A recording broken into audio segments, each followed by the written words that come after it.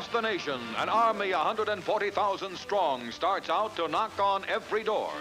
They're leg men for Uncle Sam, taking his 17th census, just as it has been taken every 10 years since 1790. You won't have trouble recognizing them.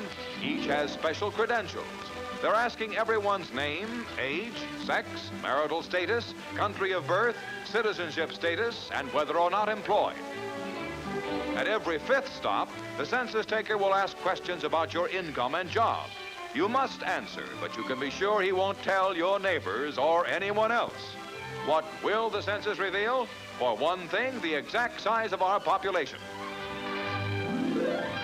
J. Edgar Hoover tells the Senate committee investigating charges of communism in the State Department why he opposes giving the committee FBI files. Any person furnishing information must have the security of knowing that when he furnishes information on a confidential basis, he will not at a later date find that confidence broken. When that occurs, the ability of the investigative agency to discharge its responsibilities in the future is materially lessened. I would not want to be a party to any action which would smear innocent individuals for the rest of their lives. We cannot disregard the fundamental principles of common decency and the application of basic American rights of fair play in the administration of the Federal Bureau of Investigation. The distinguished career of Lawrence Steinhardt, most recently ambassador to Canada, with whose premiere he is seen here, ends amid the wreckage of this C-47, which crashed only a few moments after taking off from Ottawa, carrying Mr. Steinhardt and 4 others to their death. They never had a chance to use their parachutes, which now burn. Mr. Steinhardt, previously America's top representative at such troubled spots as Moscow, Turkey, and Czechoslovakia, was on his way to New York. The sole survivor, who bailed out after giving shoots to the other passengers, said the crash occurred when an engine caught fire and exploded. General Eisenhower, telling the Senate Appropriations Committee that America is taking chances, asks a $500 million increase in the arms budget. Headed by Oklahoma Senator Thomas, the committee hears the general state, "A nation gauges the intensity of its military preparation on its calculations as to the imminence of war. Now, if it considered war imminent, that would be a situation of crisis. We are not talking about that today. We are talking about a condition, a set of circumstances that might last indeterminately. The greatest weapon in the American arsenal is unity. Unity of purpose behind great concepts. A unified determination to stand before the world as morally strong, honest, with an understanding of people, their needs, and a determination to do something decent about them."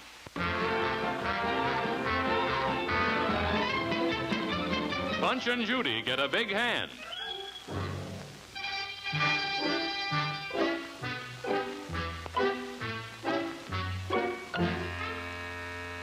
It's a show to display Paris gloves for spring, like these of gold-embroidered black suede. It's the theater's oldest story. Yes, boy meets girl. She's wearing suede embroidered with golden paillettes. He's wearing kid. Naturally, boy loses girl, but boy doesn't get girl. He chases her. Famed designer Paul Chanou created both the scenarios and the gloves. These are black suede for evening, one pair embroidered with paillettes, the other decorated with cuffs of lace.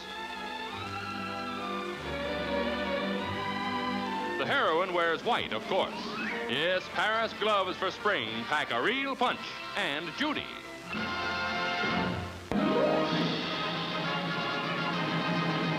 All eyes are on feet as the 4th annual DIXIE water ski tournament gives the nation's best a chance to prove there's nothing you can't do if you try. The tournament draws a packed house to Cypress Gardens, Florida, and here's one reason why. But that's nothing. Try this sometime. Or if that's too easy, try this. Now it's the jumper's turn.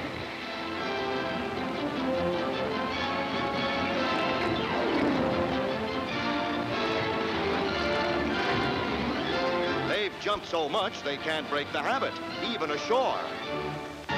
Basketball's Grand Slam rides on every shot as New York City College, already victor over Bradley's Braves in the invitation tourney, takes them on again in the NCAA Finals. City jumps into the lead as Big Ed Roman sinks one from the corner.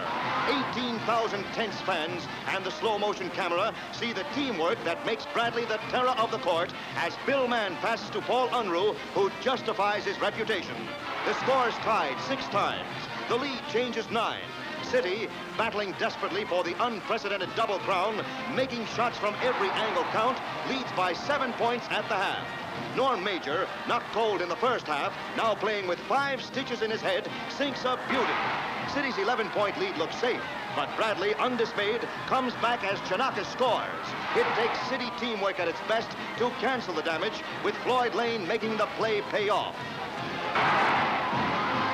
City leads by a single point with 30 seconds to go.